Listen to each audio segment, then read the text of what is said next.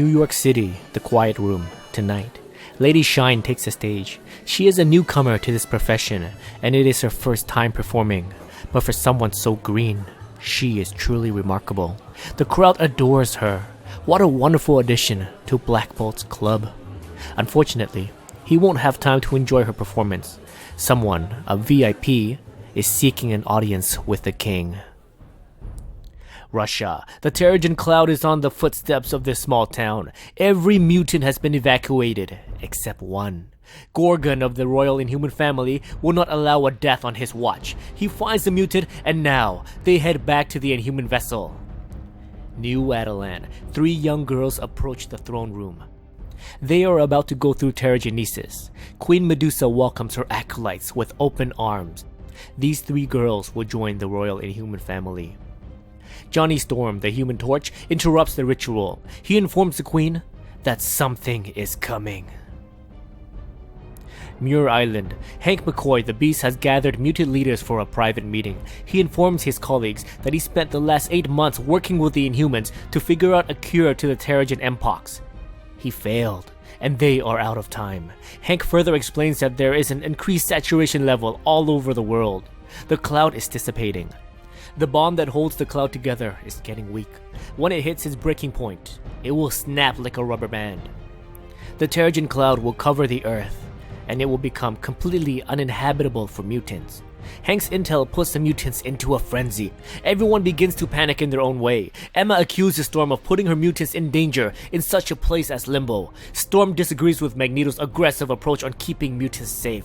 Eric reassures everyone that he will do everything he needs to do to keep his people safe. Beast stops the squabbling.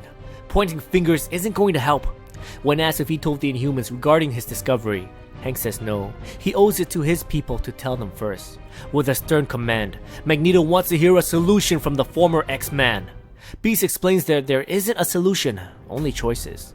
They could leave Earth and start over somewhere else in the galaxy. Or they can die. I think you have missed an option, Beast, Magneto states. We can fight. Hank is shocked by Magneto's statement. Fight? No. Beast informs the room that the Inhumans are ready for if and when Hank failed to find a cure. If they attack the cloud, the Inhumans have a battle plan in place. Oh, you poor, furry, naive man, Emma states. While Hank worked with the Inhumans on finding a peaceful solution to their problem, Emma took 8 months to prepare for a more aggressive approach. It begins with the Inhuman Karnak. He has the ability to sense flaws, which means he knows that an eventual war is coming between the 2 species. That's why he will be the first to go. Medusa and her sister Crystal will be handled next. And then there is the king. Black Bolt killed her love, so Emma will have her vengeance. Hank stops her right there. He can't believe that the X-Men are on board with this. He looks to Storm with disappointment. Emma draws his attention away from Ororo. You failed, she yells at the Beast. And unlike you, we have plans to neutralize every royal Inhuman family member. Logan brings forth a small problem. The teleporting dog. This dog can put an end to their plan before it even begins. Emma overlooked one Inhuman. She will not let this advice go to waste. Hank raises his voice to tell the room that this is crazy. They can't attack the cloud. The Inhumans are too powerful, and they will kill mutants if they have to in order to protect the sacred mist. Storm heard enough. She now puts it to a vote. Logan doesn't want to live on Mars. Earth is his home. He votes to stay. Rogue doesn't want to live on Mars either, but an attack on people that never did them harm? She votes no. Forge lived off-planet before. It isn't so bad. Either or, it's fine with him. Young Beast wants the cloud gone. He speaks for his team. Unlike his older counterpart, they still trust him. Storm knows what Magneto and Frost will say. It is settled. The majority has voted to destroy the cloud. Beast cannot reason with the Mutant Council. If they attack the Inhumans, they are going to doom the mutant race. He isn't going to be a part of it. He will return to New Adelan. Suddenly, a lightning strike blindsides the Beast. Storm steps up to the man she once respected and apologizes. Because Emma and Magneto's grand plan, it is her plan as well. The chips are down. All mutant leaders are on board. The time is now. Mutants are ready. The quiet room. Black Bolt enters his private chambers to meet with this VIP. Emma Frost, with wine in hand, greets her most generous host. She notices that the king is tense. He shouldn't be.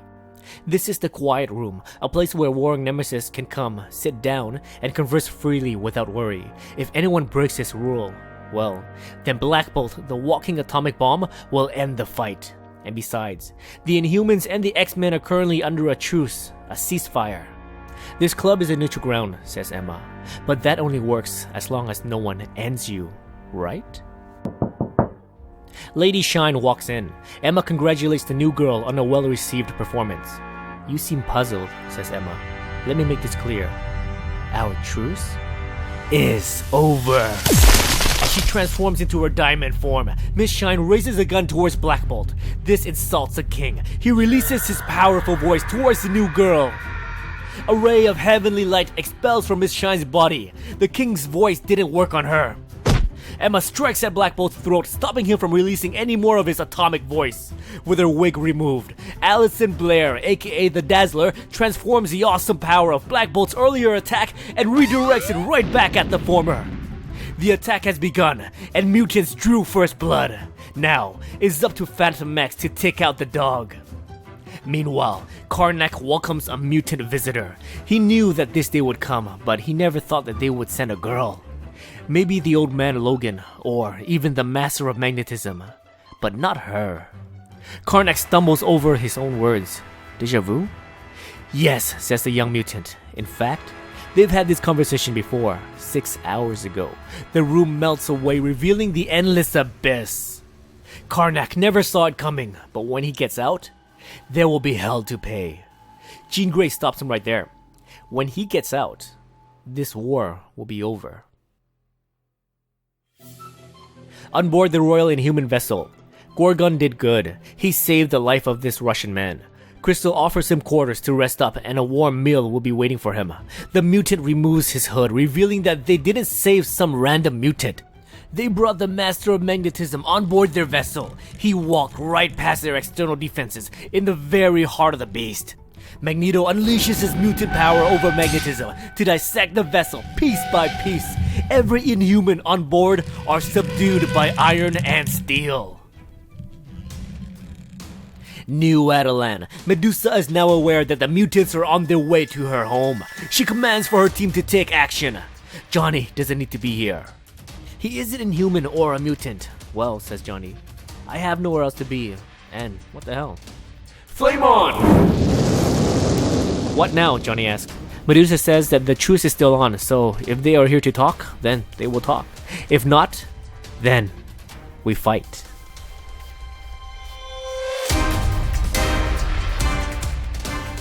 What's going on, guys? Welcome to Comic Island. My name is Joey, and the Inhumans vs. X-Men continues to impress me. Issue 0 sets up the stage for what's to come, and Issue 1 hit the ball out of the park. Mutants drew first blood, and I love the long dialogue during the private mutant meeting. It does get a bit wordy, but I felt that every word is needed. We got to see every perspective from all the X-Men leaders, and I especially loved it how young Beast sides with Emma.